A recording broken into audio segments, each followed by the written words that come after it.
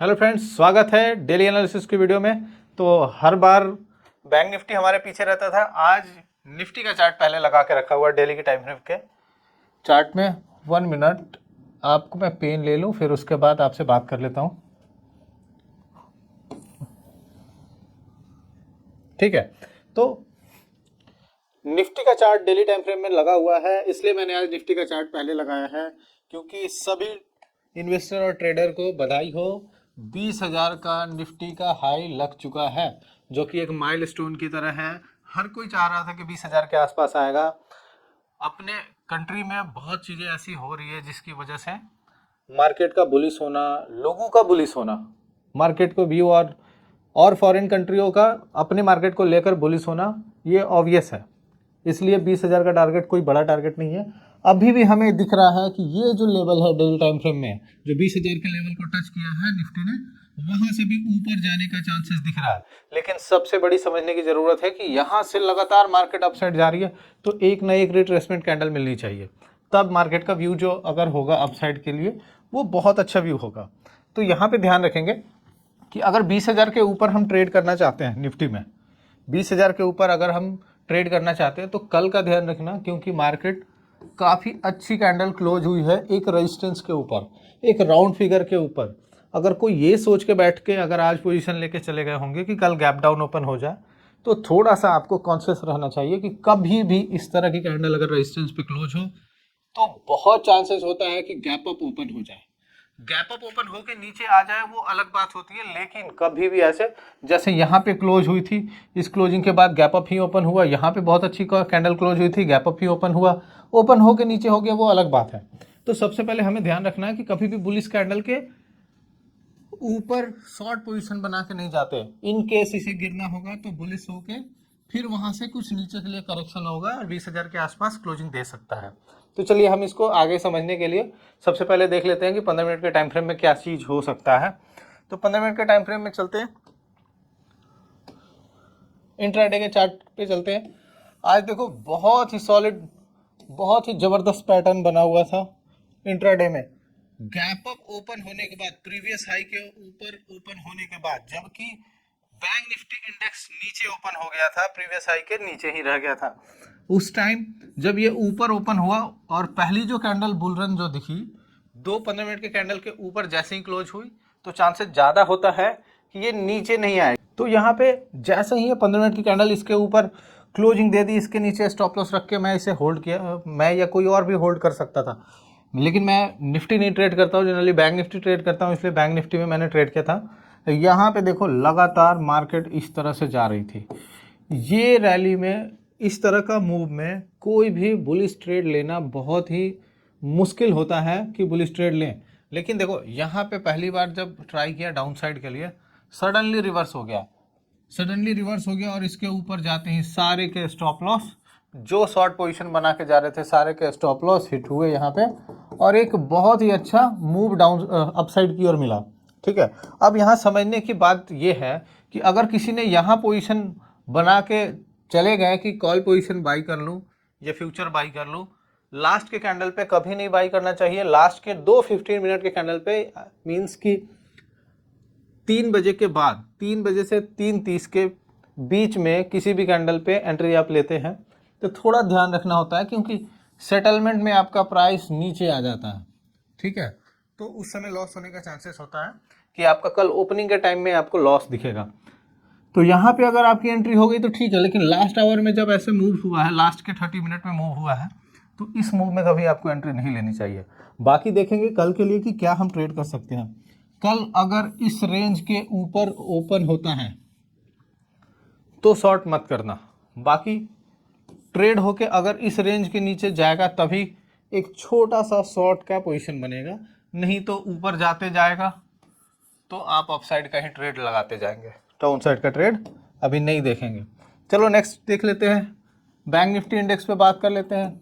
Bank Nifty का chart यहाँ पे मैंने लगा दिया है, बैंक निफ्टी का चार्ट। एक मिनट, यहाँ पे डेली टाइम फ्रेम में पहले लगा देते हैं। ये डेली टाइम फ्रेम का चार्ट है।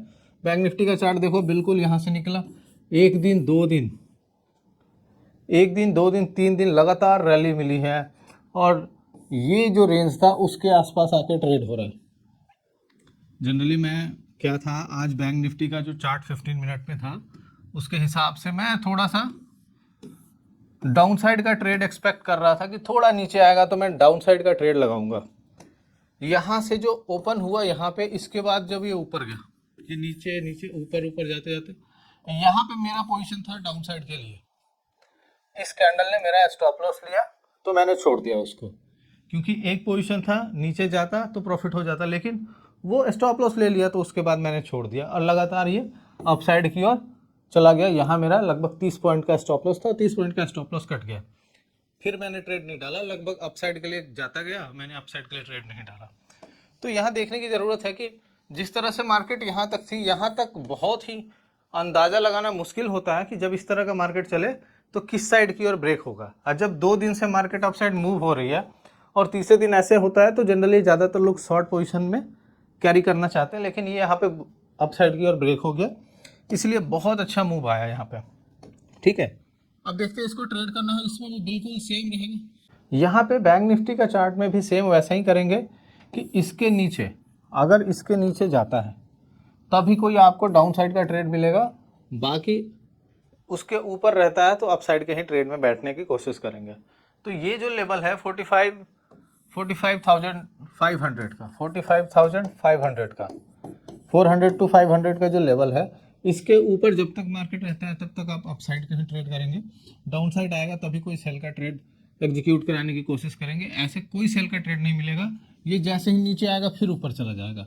तब जब कभी भी बुलरन में क्या होता है, बुलरन में अगर मार्केट ऐसे ऐसे जा रहा है और थोड़ा सा नीचे आएगा तो शार्प अपसाइड भागता है। ठीक है, तो इसके लिए अब नेक्स्ट स्टॉक, यहाँ पे बुलरन में कभी भी डाउन साइड के ट्रेड लगाने से पहले ये सोचना चाहिए, कभी भी डाउन आएगा तो सबसे ज़्यादा चांसेस है कि अपसाइड की ओर निकल जाएगा और आपके स्टॉप लॉस हिट हो जाएंगे। तो बुलरन में जब तक चल रहा है तब तक आप ट्रेड लेते जाएं। कहाँ से रिवर्सल आएगा, जब रिवर्सल आएगा तो वो आपको चार्ट पे वहाँ दिख जाएगा। ठीक है, चलो स्टॉक्स पे बात कर लेते हैं। कुछ स्टॉक्स मेरे लिस्ट में है, जिससे इंडिगो है। इंडिगो की बात मैं लगातार कुछ दिनों से कर रहा हूँ मैं, और लगातार ये अपसाइड की ओर जा रहा है। थोड़ा सा मैं रेजिस्टेंस को ऊपर कर दिया, मतलब पहले मेरा यहाँ होता था, अब ये इस पे हो रहा है। ठीक है, यानी यहाँ 1 2 3 4 ये लेवल 2500 के ऊपर जैसे ही जाता है, 2510 इसके ऊपर जैसे ही जाता है तो आप इसको अपसाइड का ट्रेड ले सकते हैं।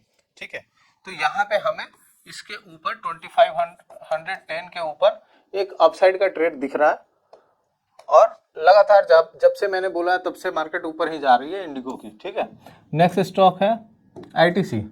आईटीसी पे बात कर रहे थे। देखो आईटीसी का जो चार्ट है, आईटीसी देखना यहाँ से फॉल हुआ है, ये लगभग डबल बॉटम बनाने का जैसा लग रहा है, और ये एक ट्रेंड लाइन सा दिख रहा है, और 3-4 दिन से एक ही जगह पे लेवल पे है। तो एक कैंडल यहाँ बड़ी कैंडल मुझे बनता हुआ दिख रहा है। आप इसके ऊपर, मतलब इसके ऊपर आप इजीली ट्रेड कर सकते हैं। यानी अगर एक मैं मार्क करूं तो ये होगा लगभग 448 के ऊपर जैसे ही जाएगा आप बाई करना। सबसे पहला इनिशियल टारगेट ये होगा और दूसरा इनिशियल टारगेट ये होगा, यानी 460 तक मुझे टारगेट लग रहा है कि छोटा स्टॉप लॉस के साथ आपको एक अच्छा टारगेट मिल सकता है। नेक्स्ट स्टॉक पे आते हैं, टीवीएस मोटर। देखो टीवीएस मोटर को मैंने अभी रखा है कि एक दिन या तो आज दे दे, कल दे दे, या परसों दे, या कभी भी दे। जब भी ये तीनों के लेवल के नीचे आएगा, तीनों के लेवल लगभग दिख रहा है 1480 के आसपास, 1480 के नीचे आएगा तो एक डाउन साइड का मूव मिलेगा। ध्यान रखना, मूव डायरेक्ट है 90 डिग्री की तरह, तो एक मूव डाउन साइड का मुझे दिख रहा है। तो 1480 के नीचे जब जाएगा तो टीवीएस मोटर को मैं शॉर्ट करूंगा। नेक्स्ट स्टॉक है एस्ट्रल का। देखो एस्ट्रल में आपको दिखेगा कि ये फॉल के बाद ये इस तरह से जा रहा है। तो जनरली लोग सोचते हैं कि ये फॉल के बाद ऐसे जा रहा है तो ये जाना चाहिए फिर नीचे, एक वेज पैटर्न बना के, एक इस तरह से वेज पैटर्न बना के नीचे की ओर चला जाना चाहिए। ठीक है, लेकिन मैं थोड़ा सा यहाँ पे ये देख रहा हूँ कि आप इसको आवरली टाइम फ्रेम में जैसे ही करोगे, आवरली टाइम फ्रेम में करो। हाँ देखो, ये आवरली टाइम फ्रेम का चार्ट है। ठीक है, यहाँ पे आपको एक चीज़ दिख रहा होगा यहाँ पे कि 1 2 3 4 5 टाइम्स इस लेवल को टच किया है, और यहाँ से देखो धीरे धीरे लो अपसाइड की ओर शिफ्ट हो रही है। अगर इस लो के नीचे, इस लो के ऊपर ओपन हो जाता है कहीं भी, टारगेट अपसाइड का रहेगा, अपसाइड का ट्रेड लोगे यहाँ से अपसाइड का। अगर इसके नीचे यानी 1910 के नीचे, 1910 के नीचे अगर रहा, मार्केट ओपन होता है या फिर नीचे ट्रेड होना स्टार्ट होता है, तभी इसको डाउन साइड का ट्रेड लेंगे।